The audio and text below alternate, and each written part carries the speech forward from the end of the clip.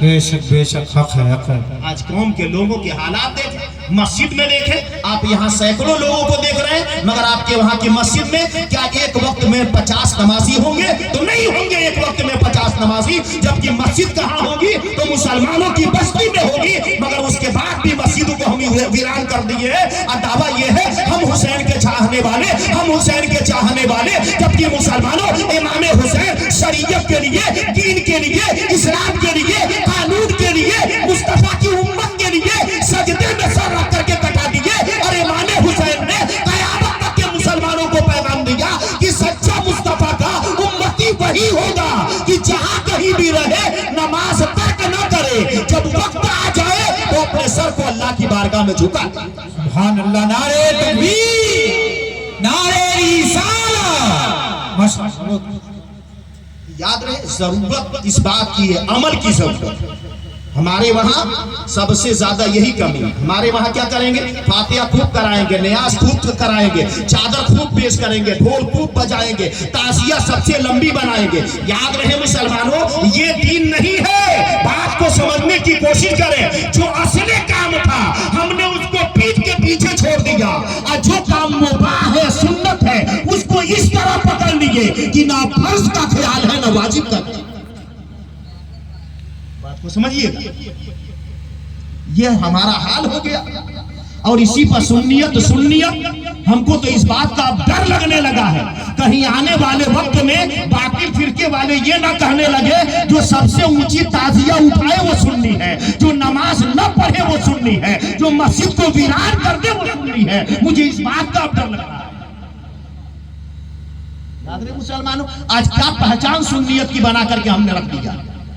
और नमाज की जहां तक बात अबू नुआइम में है, जो एक वक्त जानबूझ के नमाज छोड़ दे उसका नाम जहन्नम के दरवाजे पर लिख दिया जाता है। लेकिन मुस्तफा फरमाते हैं अल्लाह ऐसा करीम है कि बंदा जब सजदा करने चला जाता है तो जैसे सजदा करता है अल्लाह नाम को जहन्नम से मिटवा करके जन्नत में सुभान अल्लाह, सुभान। बात को समझ, एक वक्त अगर जानबूझ करके नमाज को छोड़ दिया। मुसलमानों, हमारी जो माँ बहनें बैठी हैं, इनका एतकाद कितना कमजोर होता है। याद रहे, तफसीर रूहुल बयान में भी है, तफसीर नईमी में भी। पहले जमाने में गुलाम बिका करते थे। बांदियां तो लड़कियां, औरतें हुआ करती थी जिनके लिए बाजार लगा करता था, गुलामों के लिए बाजार लगा करता था। हम गए जाकर के गुलाम 1 लाख में, 2 लाख में, ये दुनियावी मिसाल इस वक्त की पेश कर रहा हूं ताकि वो समझे आप। अब मैं खरीद करके लाया अपने वहां, तो याद रहे उस जमाने में एक गुलाम खरीद करके एक अमीर आदमी लेकर के आया, तो जो गुलाम बेचने बाजार में लाया था उससे पूछ रहा है खरीदने वाला, ये बताओ गुलाम में क्या क्या कमियां हैं? तो बोला कुछ और कमी तो नहीं है, लेकिन ये गुलाम चुगलखोर है।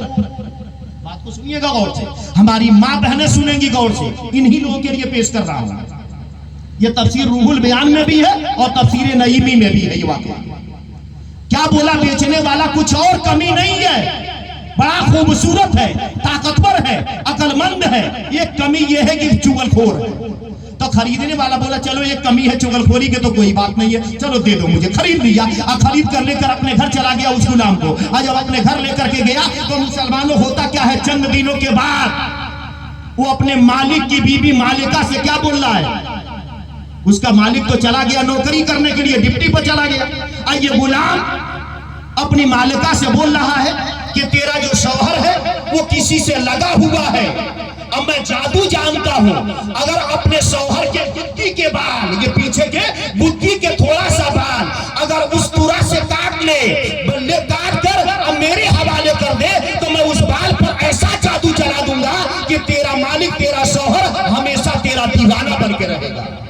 सुनिएगा, उस तरह लेकर के उसके बुद्धि के थोड़ा सा बाल, जब वो सो जाए औरत फौरन समझ गई कि मेरा शौहर मुझसे ज्यादा मोहब्बत नहीं करता है, मेरा ये गुलाम बड़ा अच्छा रास्ता बता रहा है, आज मेरा शौहर आएगा तो जैसे सोएगा मैं उस तरह लेकर उसके बुद्धि के थोड़े से बाल को ले लूंगी और इसे दे दूंगी, ये उस पर जादू कर देगा। मेरा शौहर मेरी मोहब्बत में हमेशा गिरफ्तार रहेगा, मेरा दीवाना बन करके रहेगा। अब उसके बाद क्या होता है, यहाँ पर इसको औरत को पट्टी पढ़ाया मालिका को, और वहां से वो गुलाम चल दिया वहां पर जहां वो मालिक नौकरी कर रहा था। और जाकर के उससे बातचीत मीठी मीठी बातें करने लगा। अब बातें करने के बाद से क्या बोला कि मालिक साहब मुझे कुछ बात करनी है, लेकिन मुझे डर लग रहा है, मुझे खौफ लग रहा है। वो मालिक बोला कि नहीं नहीं, तू मेरा गुलाम है, बता क्या बोलना चाहता है। और मुसलमानों उसके बाद से क्या होता है, मुसलमानों गुलाम क्या बोल रहा है। बात दरअसल ये है कि आपकी बीवी ने किसी से याराना कर लिया है,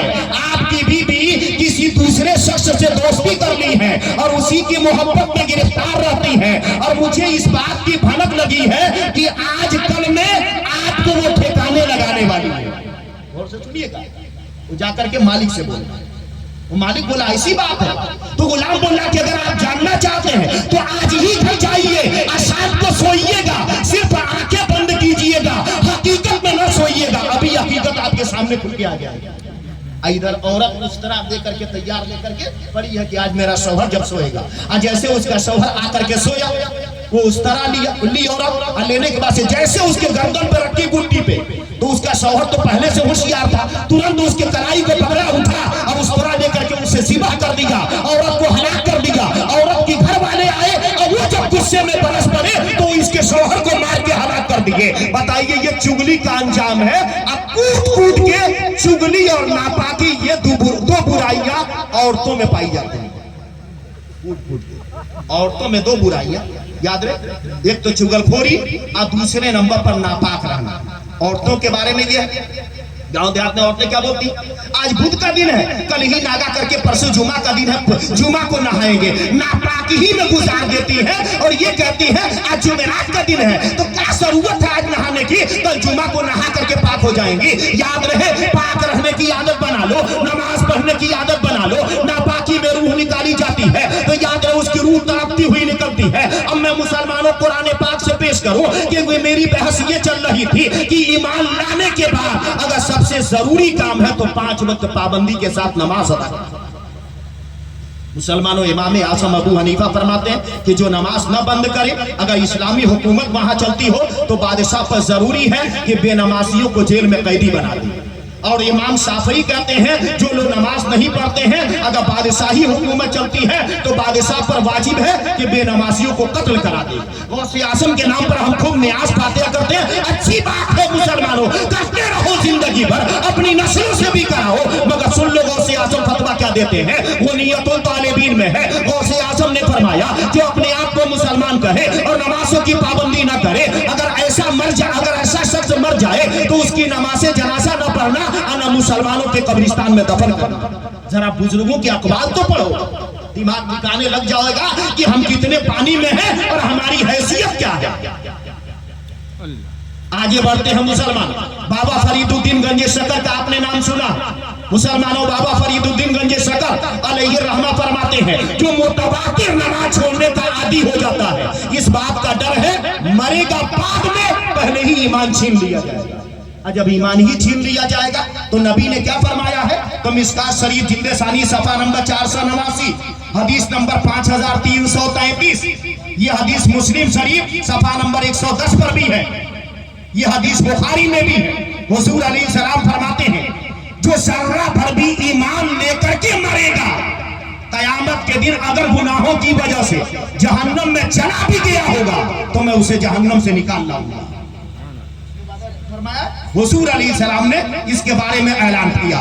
लेकिन याद रहे आपने बुजुर्गाने दीन के अखबार को समाप्त किया, मुतवातिर जब नमाजी नहीं पढ़ेगा तो इस बात का डर है कि मरेगा बाद में, ईमान पहले छीन लिया जाएगा। तो याद रहे मुसलमानों, ईमान के बाद सबसे जरूरी काम है तो 5 वक्त पाबंदी के साथ नमाज अदा करना। अल्लाह कुरान पाक में इरशाद फरमा रहा है, सूरा मुद्दस्सिर आयत नंबर 42 से 47, पारा नंबर 29, लगातार 6 आयत। जब जहन्नमी जहन्नम में जा रहे हों तो जन्नती उनसे पूछेंगे। याद रहे मुसलमानों, मैं 4 बातें पेश करने के लिए जा रहा हूं। हर बंदा अपने आप पर गौर करेगा कि वो 4 बुराइयां, वो 4 कमियां, वो 4 ऐब हमारे अंदर तो नहीं मौजूद है। सुनिए अल्लाह कुरान में बयान फरमा रहा है, जब जहन्नमी जहन्नम की जानिब जा रहे होंगे तो जन्नती उन्हें देखेंगे और देख करके कहेंगे मा सलकाकुम फी सकर, तुम्हें क्या बात दोज़ख में ले गई। ये जन्नती पूछेंगे जहन्नमियों से किस बिना पर तुम सूए जहन्नम जा रहे हो, कौन सी गलती हो गई थी, कौन सी खता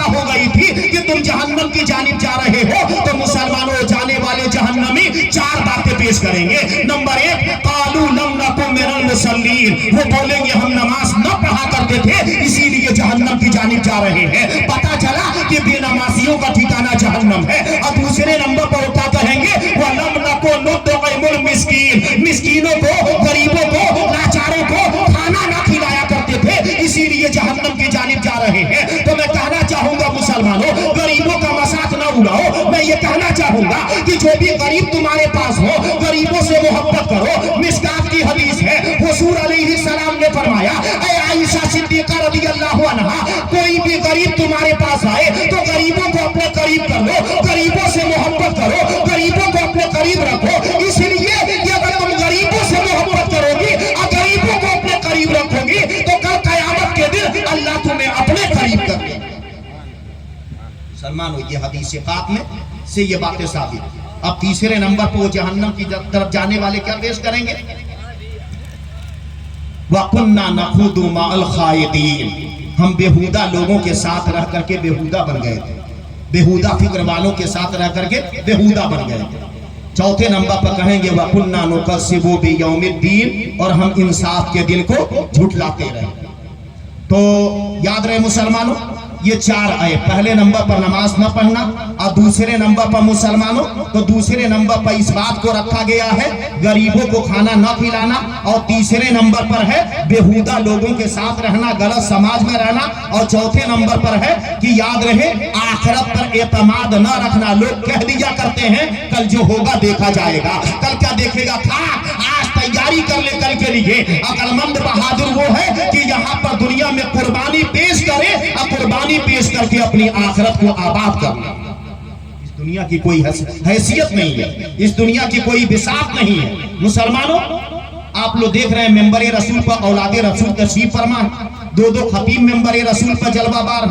तो मैं आप लोगों से गुजारिश करूंगा कि बजाय नकीब साहब के देने के, मैं खुद ये माइक औलादे गौसे आज़म हजरत अल्लामा मौलाना सैयद रईक साहब किबला के हवाले कर रहा हूँ। आप उनसे चंद नसीहाना कलिमात को समाप्त करें, दिल छू जाने वाले कलिमात को समाप्त करें। और याद रहे मुसलमानों, यह अल्लाह का करम है कि हम रसूल आज़म के फरमान को औलादे रसूल से समाप्त करने के लिए जा रहे हैं, और उसके बाद इस प्रोग्राम को और आगे बढ़ाया जाएगा। आप लोग इत्मीनान और सुकून के साथ हजरत के फरामीन को